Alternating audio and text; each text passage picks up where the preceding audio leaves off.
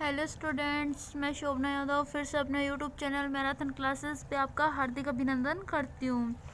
Hello students, जो आपके सामने जो रिट की वैकेंसी है या फिर जो रिट की तैयारी करने वाले या फिर सीटेट, आरटेट, एचटेट के जो अभ्यर्थी जो टीचिंग एग्जामिनेशन की तैयारी कर रहे हैं, उनके लिए मैं कुछ हिंदी के, व्याकरण के और उनके साथ जो पेडालॉजी है यानी जो शिक्षण विधियाँ हैं उनका, और GK, current affairs, math, science, all subject जो उनके एग्जामिनेशन में पूछे जाते हैं उनका एक वीडियो आपके साथ डेली 1 या 2 वीडियो आपके साथ शेयर करती हूँ। सो फ्रेंड्स, आप इस वीडियो को देखना ना भूलें, और इस बार अपने को सिलेक्शन लेना है तो मेरे यूट्यूब चैनल मैराथन क्लासेस को ज़रूर सब्सक्राइब करें, क्योंकि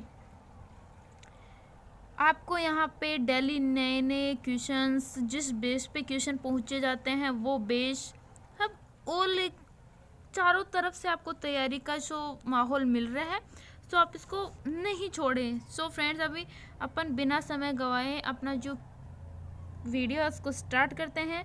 चलो, फर्स्ट क्वेश्चन अपना आ रहा है, हिमालय के पर्वत बहुत पवित्र कब से माने जाते हैं? जो हिमालय पर्वत है उसके जो छोटे छोटे जो पर्वत हैं वो कब से पवित्र माने जाते हैं? पाषाण काल से, वैदिक काल से, प्राचीन काल से, आधुनिक काल से? तो वो माने जाते हैं पाषाण काल से।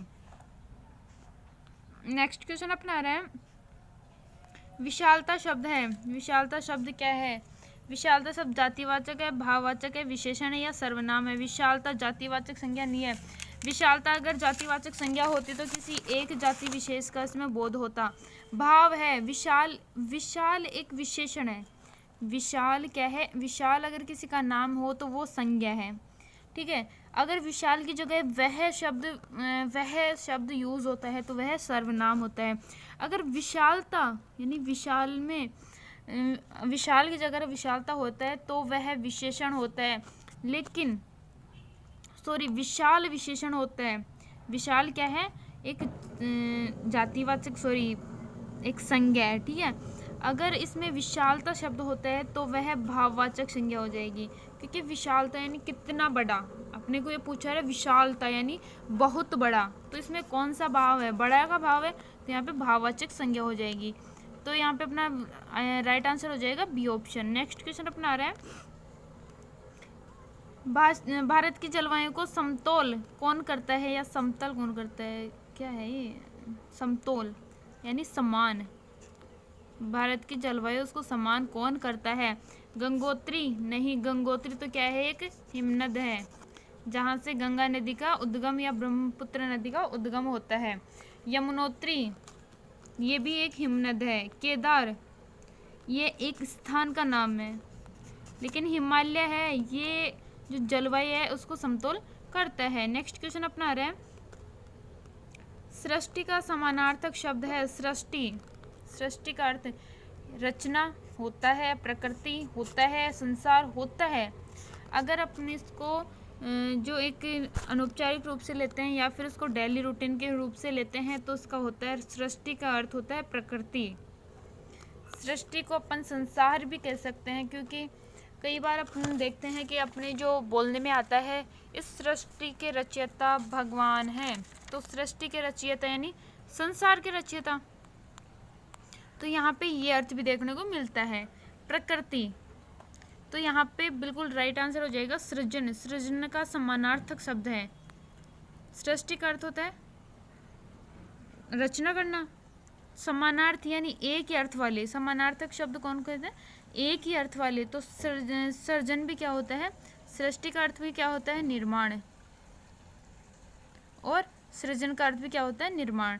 ये तो इसका अर्थ होता है कि सृष्टि का अर्थ क्या होता है। नेक्स्ट क्वेश्चन अपना आ रहा है, प्राणदात्री का क्या अर्थ है? प्राणदात्री है उसका अर्थ क्या है? गंगोत्री, यमुनोत्री, प्राण संचार करने वाली या संभाव जागृत करने वाली? तो गंगोत्री भी नहीं होगा, प्राणदात्री, यमुनोत्री भी नहीं हो, प्राण संचार करने वाली को प्राणदात्री कहा जाता है। सी ऑप्शन राइट आंसर हो जाएगा। नेक्स्ट क्वेश्चन अपना आ रहा है, परम धर्म का विपरीत शब्द है। परम धर्म यानी परम यानी धर्म, परम धर्म का विपरीत अर्थ होता है महान धर्म। जी बिल्कुल, अर्थ बिल्कुल सही है। विपरीत पूछ रहा है अपने को, ये तो समानार्थी हो गया। अपाधर्म, अपाधर्म इसका क्या होगा, राइट आंसर हो जाएगा। विपरीत पूछ रहा है अपाधर्म, परम धर्म यानी महान धर्म या सच्चा धर्म, ये इसके अर्थ होते हैं। परम धर्म यानी महान धर्म, बड़ा धर्म, सच्चा धर्म वो होता है। लेकिन आप धर्म क्या होता है, निज धर्म, या फिर अपने को इससे बोल सकते हैं कि बिना किसी काम का। आप धर्म किसे कहा जाता है, आप धर्म किसे कहा जाता है, अहिंसा, सत्याग्रह, विपत्ति, हिंसा। अहिंसा कभी आप धर्म नहीं होता, सत्याग्रह भी नहीं होता, विपत्ति भी होगा, लेकिन हिंसा होती है किसी जीव को मारना या उसके साथ एक अन्यायपूर्ण व्यवहार करना, वो होता है एक आप धर्म। नेक्स्ट क्वेश्चन अपना आ रहे हैं, मानव से हिंसा कौन करवाती है, जो मानव है उससे हिंसा कौन करवाती है, लोभन, स्वार्थ, देश या परिस्थितियाँ।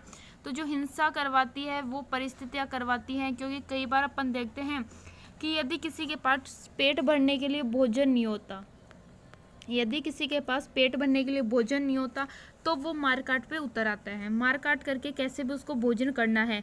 तो वह अब इस हिंसा की परिस्थिति में उतर जाए, कोई मरे तो बढ़िया, कोई जिए तो बढ़िया, तो वो परिस्थिति के अकॉर्डिंग व्यवहार कर रहा है। तो इसमें परिस्थितियाँ हैं वो हिंसा का कार्य करवाती हैं। नेक्स्ट क्वेश्चन अपना आ रहा है, सामर्थ्य का शब्दार्थ है, सामर्थ्य का शब्दार्थ क्या है, संघर्ष, परिश्रम, शक्ति या पराक्रम। तो सामर्थ्य क्या होता है, पराक्रम। नेक्स्ट क्वेश्चन अपना रहा है, विज्ञापन शब्द में उपसर्ग है, विज्ञापन जो शब्द है उसमें उपसर्ग पूछ रहा है अपने से। विज्ञापन, विज्ञान शब्द मूल शब्द, मूल शब्द अपने को उपसर्ग और प्रत्यय ढूंढने से पहले अपने को ध्यान रखने योग्य बात है कि अपन सबसे पहले जो उपसर्ग प्रत्यय ढूंढने से पहले मूल शब्द का पता लगाना चाहिए कि जो जिस शब्द में अपन प्रत्यय या उपसर्ग ढूंढ रहे हैं उस शब्द में जो मूल शब्द है वह कौन सा है। तो विज्ञापन शब्द में विज्ञान शब्द मूल है। तो उपसर्ग पूछ रहा है, उपसर्ग किसे कहा जाता है, नॉर्मल सी एक फिफ्थ सिक्स्थ क्लास का एक क्वेश्चन है, उपसर्ग किसे कहा जाता है। तो उपसर्ग कहा जाता है वे शब्दांश, जो अपनी पाठ्य पुस्तक की लैंग्वेज होती है वो होती है वे शब्दांश जो शब्द के प्रारंभ में जुड़कर उनके जो अर्थ होता है उसमें परिवर्तन ला देते हैं, उनके अर्थ में परिवर्तन ला देते हैं, वो शब्द क्या कहलाते हैं, उपसर्ग। इसी के समानार्थी अपन देखते हैं प्रत्यय किसे कहा जाता है। सो फ्रेंड्स, प्रत्यय कहा जाता है कि वे शब्दांश, प्रत्यय कहा जाता है प्रत्यय वे शब्दांश जो शब्द के अंत में जुड़कर शब्द में सार्थक परिवर्तन करते हैं या फिर परिवर्तन ला देते हैं, उन शब्दों को या उन वर्णों को एक प्रत्यय कहा जाता है। तो विज्ञापन शब्द में उपसर्ग कौन सा है, तो वी उपसर्ग है, ज्ञापन। यहाँ पे अपन देखते हैं ज्ञापन, क्योंकि इसमें प्रत्यय नहीं है। ज्ञापन शब्द यहाँ पे मूल शब्द होगा और बीच में उपसर्ग लग गया, पन नहीं होगा, ईय नहीं होगा और न भी नहीं होगा। यहाँ पे ए ऑप्शन अपना बिल्कुल राइट आंसर हो जाएगा। नेक्स्ट क्वेश्चन अपना रहा है, हिंसा शब्द है, हिंसा शब्द कौन सा शब्द है, जातिवाचक, भाववाचक, व्यक्तिवाचक, इनमें से कोई नहीं। तो जातिवाचक, किसी जाति विशेष की, यानी जाति समुदाय अपन देखते हैं कि जाति है, यादव वंश है, ब्राह्मण वंश है, क्षत्रिय वंश है, जो भी वंश है वो जाति हो गई। जैसे अपन देखते हैं कि विद्यार्थी, तो इसमें किसी नाम का बोध नहीं करा, जाति हो गई। पंखे, कुर्सियाँ, वो जाति हो गई। भाव क्या है, भाव होता है कि अपन किसी काम को करते हैं और उसके अंदर जो निहितार्थ होता है वो उसमें एक भाव होता है कि जैसे ईमानदारी, हिंसा, अहिंसा, सत्याग्रह, जो भी भाव होता है वो भाववाचक संज्ञा के अंतर्गत आता है। व्यक्तिवाचक संज्ञा, किसी व्यक्ति विशेष, वस्तु विशेष का जिसमें बोध होता है वो व्यक्तिवाचक संज्ञा के अंतर्गत आता है। तो इसमें बी ऑप्शन अपना बिल्कुल राइट आंसर हो जाएगा, क्योंकि हिंसा किसी भाव के अंतर्गत आ रही है। हिंसा का विपरीतार्थी अपन देखें या विलोम शब्द अपन देखते हैं तो वहाँ पे क्या होती है, अहिंसा होती है। वहाँ पे क्या होती है, अहिंसा। इसका विपरीतार्थी अपन देखते हैं तो वहाँ पे क्या होती है, अहिंसा। तो यहाँ पे भाव, अपने को भाव प्रस्तुत कर रहा है तो वो क्या हो गई, हिंसा, यानी भाववाचक संज्ञा के अंतर्गत आ गई। नेक्स्ट क्वेश्चन अपन देखते हैं, राष्ट्रीय शब्द में प्रत्यय है, राष्ट्रीय शब्द में प्रत्यय पूछ रहा है। तो राष्ट्रीय शब्द में मूल शब्द क्या है, राष्ट्र। राष्ट्रीय शब्द में मूल शब्द क्या होता है, राष्ट्र। तो इसमें प्रत्यय कौन सा होगा? प्रत्यय की परिभाषा भी मैंने 2 मिनट पहले दी थी कि वे शब्दांश जो शब्द के अंत में जुड़कर उनके अर्थ में सार्थक परिवर्तन करते हैं। परिवर्तन तो होता है, लेकिन परिवर्तन कैसा होता है? सार्थक। परिवर्तन कैसा होता है? सार्थक। जो शब्दों के परिवर्तन में या फिर जो शब्दों में सार्थक परिवर्तन करते हैं उसको क्या कहा जाता है? प्रत्यय। तो यहाँ पे राष्ट्रीय शब्द में जो प्रत्यय पूछ रहा है वह है ट्रिय। नहीं, ट्रिय कोई प्रत्यय होता ही नहीं है, यह प्रत्यय होता है। ये किसी जाति या उद्गम में होता है, जैसे मानव में अप्रत्यय है और यादव में अप्रत्यय है, तो वो होता है वहाँ पे अप्रत्यय। ये यहाँ पे होगा नहीं, यह प्रत्यय कोई होता नहीं है। ईय प्रत्यय, यहाँ पे ईय प्रत्यय होगा। किसी भी यहाँ पे मात्रा क्या है? बड़ी है, तो यहाँ पे भी क्या होगी? बड़ी ई होगी।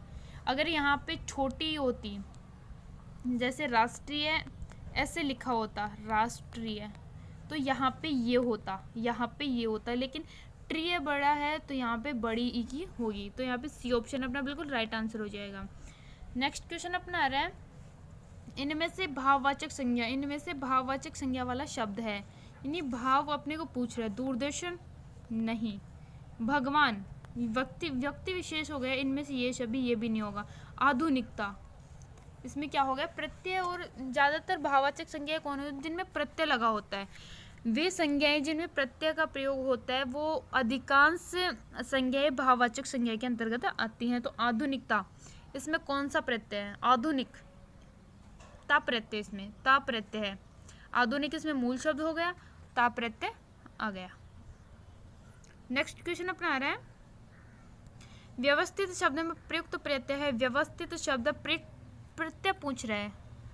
अब प्रत्यय की परिभाषा आपके सामने पहले आ गई, 2 बार मैंने रिपीट कर दिया, 3rd बार रिपीट करने की जरूरत है नहीं, इतने समझदार आप खुद भी हो, ठीक है। तो प्रत्यय अपने को व्यवस्थित शब्द, उसके अंदर प्रत्यय पूछ रहे हैं। तो व्यवस्था, मूल शब्द क्या होता है? व्यवस्था। तो कौन सा प्रत्यय है? इत प्रत्यय नहीं, थित प्रत्यय नहीं, थित प्रत्यय कोई होता ही नहीं है, थत प्रत्यय भी नहीं है, इत प्रत्यय होगा। यहाँ पे छोटी ई आ रही है। स्थित,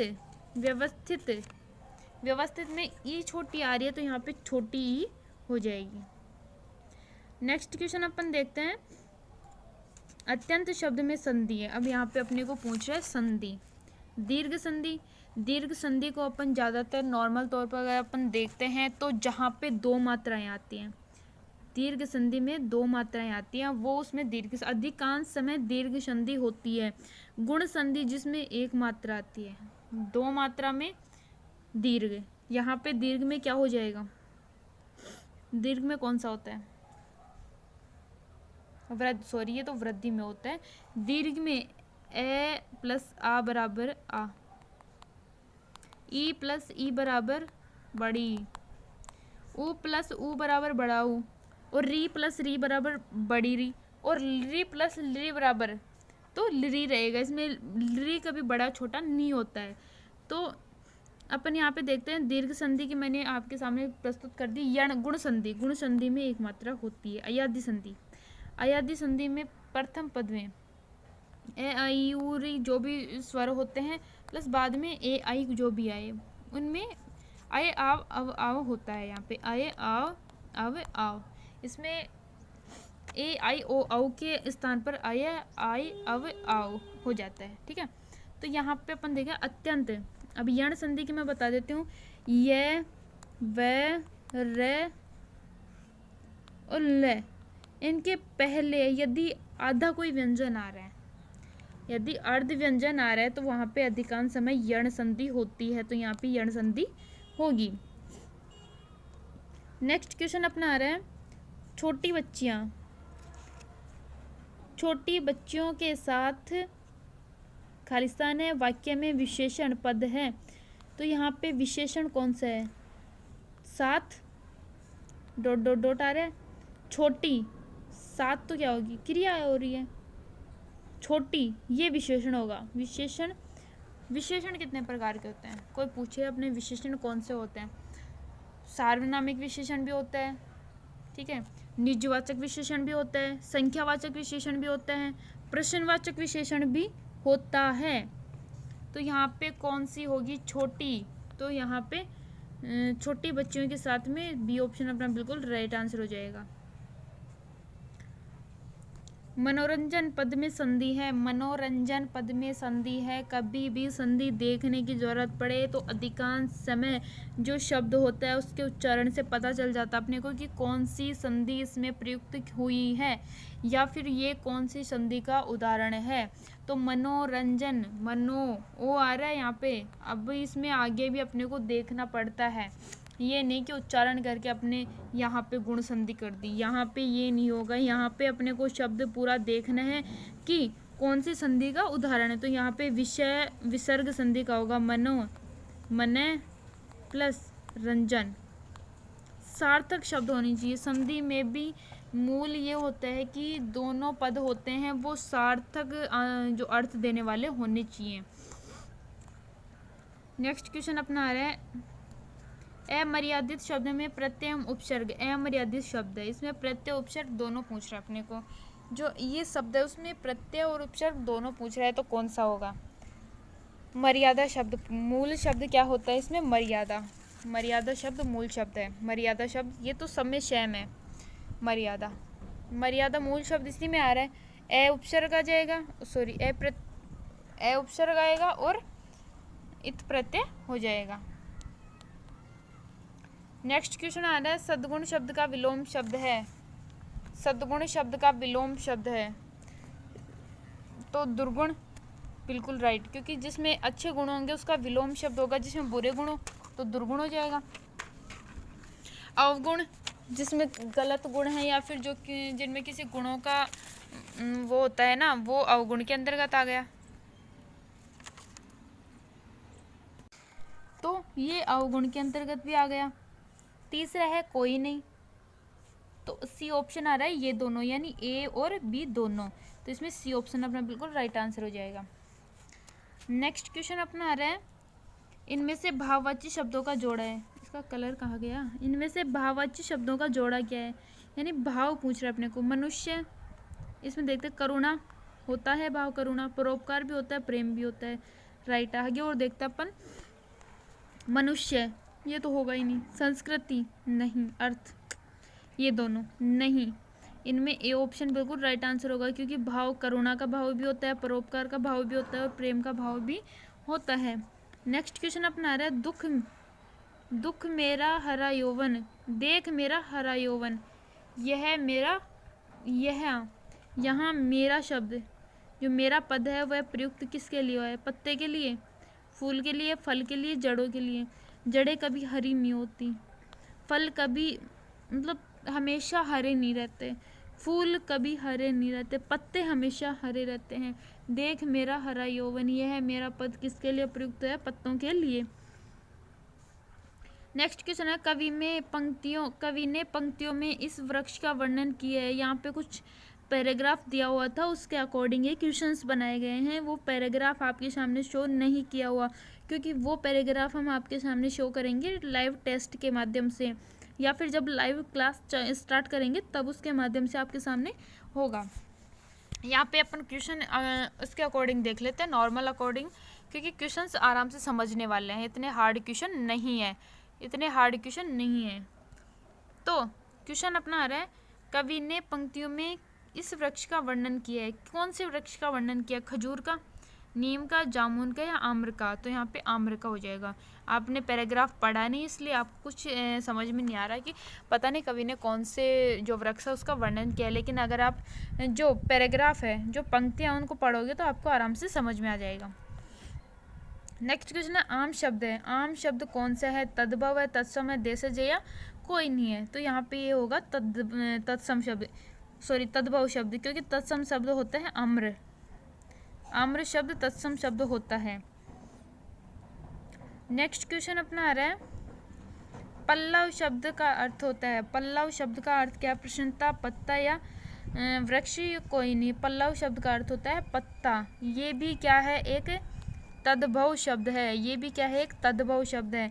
लेकिन जो पल्लव शब्द होता है वह तत्सम शब्द है। यह कौन सा शब्द है?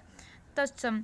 जिनमें अर्ध अर्ध वर्ण आता है या फिर अर्ध स्वर आता है या फिर नीचे री ऊपर ऐसे कुछ वर्णन या फिर शब्द आते हैं जो कुछ तत्सम के जो हिंदी में प्रयोग किए जाते हैं, यानी हिंदी में भी सेम संस्कृत के समान प्रयुक्त किए जाते हैं।